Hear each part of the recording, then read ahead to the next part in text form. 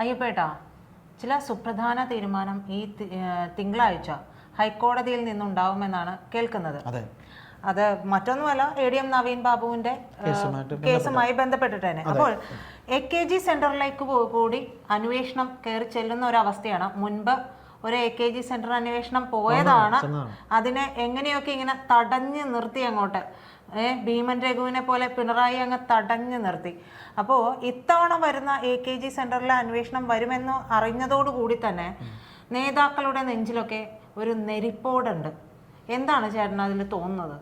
അതായത് തീർച്ചയായിട്ടും CBI അന്വേഷണം വരിക തന്നെ ചെയ്യും എന്ന് തന്നെ നമുക്ക് തോന്നുന്നു. കേരള സമൂഹം അങ്ങനെ വിശ്വസിക്കുന്നുണ്ട്. കാര്യം പെരിയ ഇരട്ടക്കൊല കേസിൽ CBI അന്വേഷണം വന്നതിൽ ശരിക്കും CPM സർക്കാർ ശരിക്കും മുഖത്ത് കിട്ടിയൊരു അടി തന്നെയാണ്. കേരള സമൂഹത്തിൽ വിശ്വാസവുമായി CBIയുടെ അന്വേഷണത്തിൽ. അപ്പോൾ CBI അന്വേഷണം വന്നാൽ ഈ കേസിൻ്റെ തുടക്കം മുതലുള്ള നാൾവഴികൾ നമ്മൾ പരിശോധിക്കുമ്പോൾ എന്താണ് ഈ കേസിന് ആസ്പദമായ സംഭവം എന്ന് ചോദിച്ചാൽ പ്രശാന്തൻ എന്ന് പറയുന്ന വ്യക്തിക്ക് പെട്രോൾ ബങ്ക് അനുവദിക്കുന്നതുമായി ബന്ധപ്പെട്ട് PP ദിവ്യ അദ്ദേഹത്തിൻ്റെ യാത്രയയപ്പ് വേദിയിൽ സംസാരിച്ചതാണ്. അപ്പോൾ അദ്ദേഹം മരണപ്പെട്ട് കഴിയുന്ന ഏതാനും മണിക്കൂറുകൾക്കകം പ്രശാന്തിൻ്റെ ഒരു കത്ത് അദ്ദേഹം ഇവിടെ മുഖ്യമന്ത്രിയുടെ ഓഫീസിൽ കൊടുത്തു എന്നൊരു കള്ളപ്രചരണം വരുന്നു. ആ കത്ത് തയ്യാറാക്കിയത് AK സെന്ററിലാണ്. ആ കത്ത് തയ്യാറാക്കിയത് പ്രശാന്തന്റെ സ്വന്തം ബന്ധുവാണ്. അയാളുടെ പേര് ബിജു കണ്ടങ്കയ്യ എന്നാണ്. അയാൾ AK സെന്ററിൽ ഇരുന്നു കൊണ്ട് അയാളും മുഖ്യമന്ത്രിയുടെ ഓഫീസിൽ, അത് ആരെന്ന് എനിക്കറിയില്ല, മുഖ്യമന്ത്രിയുടെ ഓഫീസ് സെക്രട്ടറി ആണോ അതേ പ്രസ് സെക്രട്ടറി ആണോ എന്ന് അറിയില്ല, അതിനി PM മനോജ് ആണോ അത് ഇനി മറ്റാരെങ്കിലും ഒന്നും അറിയില്ല. പക്ഷെ മുഹമ്മദ് റിയാസിന്റെ ഓഫീസിൽ ഒരു മുൻ പത്രപ്രവർത്തകനുണ്ട്, ഒരു മീഡിയ അതായത് വിഷ്വൽ മീഡിയയിൽ നീണ്ടകാലം ന്യൂസ് ചാനലിൽ തന്നെ വർക്ക് ചെയ്യുന്ന ഒരു പ്രമുഖ പത്രപ്രവർത്തകനുണ്ട്. എനിക്ക് അയാളെ അറിയാവുന്നതാണ്. അയാളുടെ ജ്യേഷ്ഠനാണ് ഈ ബിജു. അങ്ങനെ ഈ 3 ഓഫീസുകൾ, ഒന്ന് മുഖ്യമന്ത്രിയുടെ ഓഫീസ്, ഒന്ന് റിയാസിന്റെ ഓഫീസ്, ദെൻ AK സെന്റർ. അപ്പോൾ ഇതിൽ ഈ 3ഇടത്തേക്കും ഇതിന്റെ കത്തിന്റെ നിജസ്ഥിതി അന്വേഷിച്ചു പോകുമ്പോൾ പോലീസ് തീർച്ചയായും ഇവിടങ്ങളിൽ ചെല്ലാൻ സാധ്യതയുണ്ട്. CBI ചെല്ലാൻ സാധ്യതയുണ്ട്. ക്ഷമിക്കുക, പോലീസ് അല്ല, അറിയാതെ പറ്റിപ്പോയതാണ്.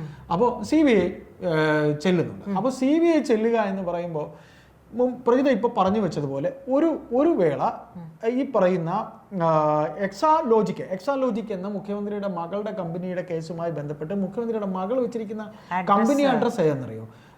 പ്രജിത AK സെന്റർ കണ്ടിട്ടുണ്ടാകുമെന്നാണ് എൻ്റെ വിശ്വാസം. AK സെന്റർ പാളയത്തിരിക്കുന്ന AK സെന്ററിന്റെ നേരെ ഓപ്പോസിറ്റ് ഇവർക്ക് താമസിക്കാനായി ഒരു ഫ്ലാറ്റ് ഉണ്ടാക്കിയിട്ടുണ്ട്. ആ ഫ്ലാറ്റിൽ ഇദ്ദേഹത്തിന് ഒരു അഡ്രസ്സ്, മുഖ്യമന്ത്രിക്ക് ഒരു ഫ്ലാറ്റ് ഉണ്ട്. ആ ഫ്ലാറ്റിലെ അഡ്രസ്സാണ് അവിടെ കൊടുത്തിരിക്കുന്നത്. അപ്പോൾ അങ്ങനെ വരുമ്പോൾ ഒരു പേപ്പർ രേഖകളൊക്കെ പരിശോധിക്കാനായിട്ട് ചിലപ്പോൾ CBIക്ക് അവിടെ വരേണ്ടി വരുമായിരുന്നു. അത് ഈ പറയുന്ന നരേന്ദ്രമോദിയുടെ കാലോ കയ്യോ ഒക്കെ പിടിച്ച് പിണറായി അത് മാറ്റി. ഇതെന്തായാലും ഇതിൻ്റെ അന്വേഷണം വരുമ്പോൾ തീർച്ചയായിട്ടും പിന്നെ ഇവിടെ KK സെന്ററിൽ വരും. ഇതിനെയൊക്കെ ആടപടലം പൂട്ടുക തന്നെ ചെയ്യും. കാര്യം അതിന് ഇനിയിപ്പോൾ ഈ പറയുന്ന പോലെ CPMനെ അങ്ങനെ കണ്ട് BJPക്ക് സംരക്ഷിക്കേണ്ട ആവശ്യമൊന്നുമില്ല. കാര്യം ഇവിടെ കോൺഗ്രസ് പറയുന്നത് പോലെ, കോൺഗ്രസ് ആരോപിക്കുന്നത് പോലെ BJPയും CPMും തമ്മിൽ ഇനി ബന്ധം ഉണ്ടാക്കിയിട്ട് എന്ത് കാര്യം? കാര്യം ഒന്നാമത്തെ കാര്യം എന്ന് പറഞ്ഞു കഴിഞ്ഞാൽ ഒരു ഇലക്ഷൻ വരികയാണ്, ഒരു പഞ്ചായത്ത് ഇലക്ഷൻ വരികയാണ്. പിന്നെ ഇതുപോലെ കേരള സമൂഹം ഒന്നടങ്കം CPMനെയും സർക്കാരിനെയും പ്രതിക്കൂട്ടി നിർത്തുന്ന ഈ കേസിൽ BJP എന്ത് വന്നാലും അതിൻ്റെ ഒരു മുന്നൊരുക്കമാണ് ഈ പറയുന്ന പോലീസ് ഓഫീസറെ കണ്ണൂരിൽ രതീഷ് ചന്ദ്ര. 2, നമ്മുടെ പഴയ ആരിഫ് മുഹമ്മദ് ഖാൻ ഇവിടെ തുടങ്ങി വെച്ചിട്ട് പോയ കുറേ കേസുകൾ ഈ പുതിയ ഇപ്പോൾ വന്നിരിക്കുന്ന ആർലേക്കർ എന്ന RSSകാരൻ തന്നെയാണ്. അദ്ദേഹം ഇത് ചിരിച്ചുകൊണ്ട് യാത്രയാക്കി ഒക്കെ ചെയ്ത് നമ്മൾ കുറേ ഷോ ഒക്കെ കണ്ടെങ്കിലും ഇത് പൂട്ടുക തന്നെ ചെയ്യും. കാര്യം ഒരു ഭരണത്തിരിക്കുന്ന പാർട്ടിയുടെ സംസ്ഥാനത്തെ അവരുടെ ഓഫീസിലേക്കാണ് CBI അന്വേഷണ സംഘം വരാൻ പോകുന്നത്.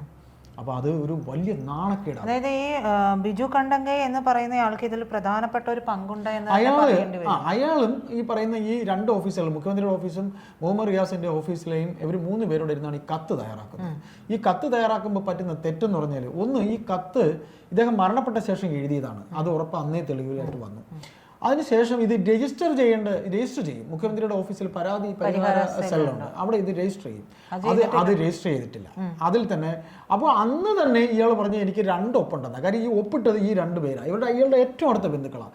ഒരുവേള ശേഷകാരന്മാരാണോ എന്ന് സംശയമുണ്ട്. സഹോദരിയുടെ മക്കളോ ആരുടെയോ മക്കളൊക്കെയാണ്. അപ്പോൾ ശരി,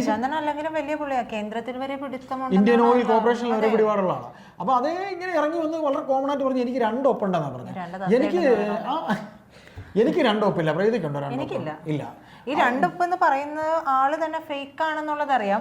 ആ ഫേക്ക് ആണെന്ന് അറിഞ്ഞിട്ട് പോലും SIT ഒരു നടപടിയും അയാൾക്കെതിരെ എടുത്തില്ല എന്നുള്ളതാണ്. അപ്പോൾ ഇയാൾക്ക് എത്രത്തോളം ഹോൾഡ് ഇയാളുടെ ഹോൾഡൊക്കെ CBIയിലൊക്കെ പോകാൻ സാധ്യതയുണ്ട്. CBIയിൽ നിന്നും ഹോൾഡൊന്നും പോകത്തില്ല, അതൊന്നും നടപ്പാനുള്ള സാധ്യത ഇത്.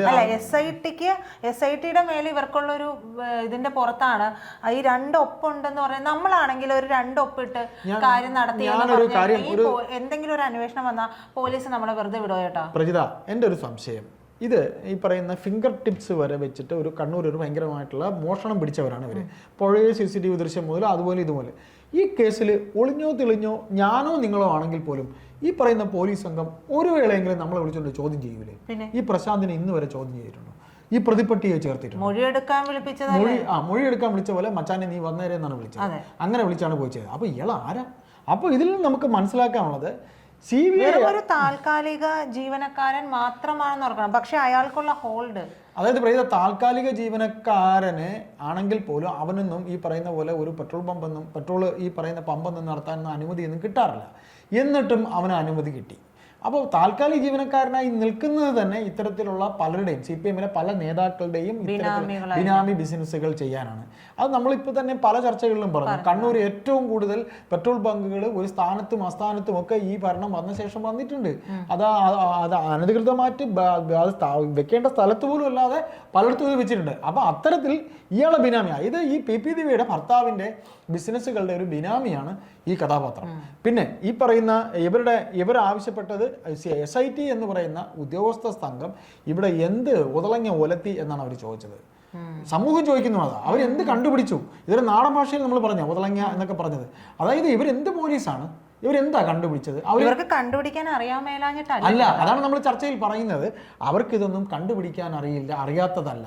ഞാനോ നിങ്ങളോ പ്രത്യക്ഷമായോ അല്ലെങ്കിൽ അപ്രത്യക്ഷമായോ ഒരു കേസിൽ പെട്ടാൽ നമ്മളെ വിളിച്ച് വെറുതെ ഹരാസ് ചെയ്യാനൊക്കെ ഇവർക്ക് മിടുക്കരാണ്. എന്നിട്ട് എന്തുകൊണ്ട് ഈ കേസിൽ ഇതുവരെ പ്രശാന്തിനെ ചോദ്യം ചെയ്തില്ല? അതുപോലെ SIT സംഘത്തിൽ ഒരു DYSP റാങ്കിലുള്ള ഒരു ഉദ്യോഗസ്ഥനെ പോലും വെച്ചില്ല. എന്തുകൊണ്ടാണ്? കളക്ടറെ ചോദ്യം ചെയ്യേണ്ടി വരും.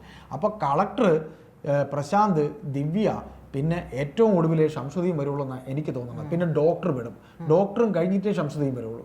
അപ്പോൾ ഇത്രയും കാര്യങ്ങൾ ഉറപ്പായിട്ട് CBI അന്വേഷണത്തിൽ പച്ചലയും കത്തിരിയും പോലെ എന്ന നാടൻ പ്രയോഗത്തിൽ ഇത് പിടിച്ചിരിക്കും. അതുകൊണ്ട് തന്നെ CPMന്റെ കേരള സംസ്ഥാനം ഭരിക്കുന്ന ഈ പാർട്ടി, രാഷ്ട്രീയ പാർട്ടിയുടെ പിണറായി വിജയൻ്റെ, ഗോവിന്ദൻ്റെ ഒക്കെ തലയിൽ കൂടെ മുണ്ടിട്ടടക്കേണ്ട അവസ്ഥ വരും. കാര്യം AK സെൻറ്റർ എന്ന് പറഞ്ഞാൽ പവിത്രമായി എന്നൊരു ഒരു ഓഫീസ് എന്ന് പറയില്ലെങ്കിലും AK സെൻറ്റർ CPMന്റെ കണ്ണൂർ മുതൽ കാസർഗോഡ് മുതൽ കന്യാകുമാരി വരെയുള്ള സാധാരണ പാർട്ടി പ്രവർത്തകൻ്റെ വികാരമാണ്. ആ സാധാരണ പാർട്ടി പ്രവർത്തകൻ്റെ വികാരത്തിന്മേലാണ് ഈ നേതാക്കൾ ഇപ്പോൾ കരിനിഴൽ വീഴ്ത്തിയിരിക്കുന്നത്. AK സെൻറ്റർ പൂട്ടിയിട്ടെന്ന് പറഞ്ഞാൽ ഇപ്പോൾ AK സെൻറ്ററിനകത്ത് കയറാൻ പേടിയെന്നാണ് പാണ്ഡ്യാല ഷാജി ചേട്ടനൊക്കെ ഒരിക്കൽ സംസാരിച്ചപ്പോൾ പറഞ്ഞത്. കാര്യം അതിനകത്ത് മണൽ മാഫിയ, മറ്റു മാഫിയ, അങ്ങനത്തെ മാഫിയ ഇങ്ങളുടെ ഒരു കേന്ദ്രമാണ്. അപ്പോൾ ഇതിൽ എനിക്ക് തോന്നുന്നത് ഒറ്റ സംഗതിയേ ഉള്ളൂ. CPMന്റെ നാളിതുവരെയുള്ള ഒരു രീതി വെച്ച് പിന്നെ എന്താ പറയുക, ബ്രാല് മറിയുന്ന പോലെ എന്നൊക്കെ പറയുമല്ലോ, വരാല്, അതേപോലെ ഇവര് ഇതിൽ മറിയും. എങ്ങനെയെന്നറിയോ? പാർട്ടിക്ക് ഇതിൽ യാതൊരു ബന്ധവുമില്ല എന്ന് മറിയും. പ്രശാന്തിനൊക്കെ ഒരു ഒറ്റും. പക്ഷെ അതിൽ വലിയ കാര്യമില്ല ചേട്ടാ. എന്ത് പറഞ്ഞാലും പാർട്ടിക്ക് പങ്കില്ല, പാർട്ടിക്ക് ബന്ധമില്ല. ഈ ബിജു കണ്ണങ്കൈ എന്ന് പറയുന്ന ആള് ചില്ലറക്കാരനല്ല. അതായത് AK സെന്ററിലെ പിന്നെ കമ്മിറ്റി എന്ന് പറയുമ്പോൾ പിന്നെ പ്രീതിക്ക് അറിയാം, സംസ്ഥാന കമ്മിറ്റി തിരഞ്ഞെടുക്കപ്പെട്ട അംഗങ്ങൾ, സംസ്ഥാന കമ്മിറ്റി മാത്രമല്ല, അതെ ഏറ്റവും CC ഒക്കെ നടക്കുമ്പോൾ, ഏത് വലിയ കമ്മിറ്റികൾ നടക്കുമ്പോഴും അതിൻ്റെ മിനിറ്റ്സ് എഴുതാനിരിക്കുന്ന ആളാണ്. അപ്പോൾ അയാളെ സംബന്ധിച്ച് അയാൾക്ക് പല രഹസ്യങ്ങളും പാർട്ടി രഹസ്യങ്ങളും അറിയാന്നുള്ളതാണ്. ഇങ്ങനെ മിനിറ്റ്സ് എഴുതാതിരിക്കുന്ന ചിലർക്കറിയുന്ന അവർ ഇരുത്തില്ല ആ പോസ്റ്റിലൊക്കെ. ആ പോസ്റ്റിൽ വിശ്വസ്തരെ ഇരുത്തുള്ളൂ. ആ വിശ്വസ്തരായ ഒരുത്തനെയാണ് ഇപ്പോൾ ഈ കത്ത് ഉണ്ടാക്കിയതിൻ്റെ പേരിൽ CBI കൊടുക്കാൻ പോകുന്നത്. ഉറപ്പായിട്ട് CBI പിടിച്ചിരിക്കും. ഇനി നമ്മൾ ചിന്തിക്കേണ്ടത് ഈ കേസിൻ്റെ അന്വേഷണത്തിൻ്റെ നാൾ വഴികൾ എപ്പോഴെങ്കിലും മുഹമ്മദ് റിയാസോ മുഖ്യമന്ത്രിയോ കേന്ദ്രത്തിലേക്ക് വണ്ടി കയറിയാൽ എന്തെങ്കിലും ഒരു തടയിടൽ ഉണ്ടായിരിക്കും. അത്രയേ ഉള്ളൂ. എന്നാലും കേരള സമൂഹം ഇങ്ങനെ ഒന്നടങ്കം ഈ കേസ് നടന്നിട്ട് മാസം 4 ആകാൻ പോകുന്നു. കാര്യം ഈ അവധി തന്നെ ഇവർ പോയിട്ട് കൗസർ എടപ്പകത്ത് എന്ന ജഡ്ജി ഇതിൻ്റെ വിധി പറയുന്നതിന് എടുത്തിരിക്കുന്ന സമയം പോലും 1 മാസം എടുത്തിരിക്കുന്നു. അതിനിടയിൽ പെരിയ വന്നു, കൊടിസുനിയെ റിലീസ് ചെയ്ത വിഷയം വന്നു. ഇങ്ങനെ നിരവധി തൊട്ടാൽ പൊട്ടുന്ന വിഷയങ്ങളാണ് വന്നിരിക്കുന്നത്. അപ്പോൾ എനിക്ക് തോന്നുന്നു കോടതിക്ക് ഇത് CBI ഏൽപ്പിക്കാനുള്ള ഒരു ധൈര്യം മേൽ കണ്ടിരിക്കുന്ന ഈ കേസുകളുടെ വിധിയുമായി അവർ കൂട്ടിച്ചേർത്ത് വായിച്ചേക്കും എന്ന് തന്നെ നമുക്ക് ധരിക്കാം. കാര്യം ചുമ്മാ ഒന്നും ഒരു വിധി വരത്തില്ല. അപ്പം മുൻകാല വിധികളുടെ ഒരു നോട്ടവും കൂടെ അവർ നോക്കുമ്പോൾ ഇത് നോക്കട്ടെ, കാര്യം CBI പറഞ്ഞിരിക്കുകയല്ലേ നോക്കാന്ന്. അവരങ്ങനെ ഇങ്ങനെ പറയുന്നതല്ലോ, നമുക്ക് അങ്ങനെ തന്നെ പ്രതീക്ഷിക്കാം, കാത്തിരിക്കാം. AK സെൻട്രലിന്റെ മുന്നിലൂടെ അന്വേഷണ സംഘം വന്നിറങ്ങുന്ന വിഷ്വല് മുഖ്യധാരാ മാധ്യമങ്ങളിലൂടെ നമുക്ക് കാണേണ്ടി വരുമോ എന്നുള്ള ഒരു കാര്യം കൂടെ ഇവിടുത്തെ CPM പ്രവർത്തകർ ചിന്തിക്കുക. കോടിയേരിയല്ല പിണറായി, കോടിയേരിയല്ല ഗോവിന്ദൻ. കാര്യം ഞാൻ കോടിയേരി അങ്ങനെ പറയാൻ കാര്യം എന്താ, കോടിയേരി ഈ കേസുകളിലൊക്കെ വന്നപ്പോൾ അയാൾ പാർട്ടി സെക്രട്ടറി സ്ഥാനം രാജിവെച്ചിട്ടാണ് അയാൾ മാറി നിന്നാണ് വിജയരാഘവൻ എന്ന് പറഞ്ഞ തലയ്ക്ക് ബോധമില്ലാത്ത ഒരു സാധനത്തിന് കുറച്ച് നാൾ സെക്രട്ടറി ആയിട്ട് വെച്ചത്. നമുക്ക് കാത്തിരുന്ന് കാണാം.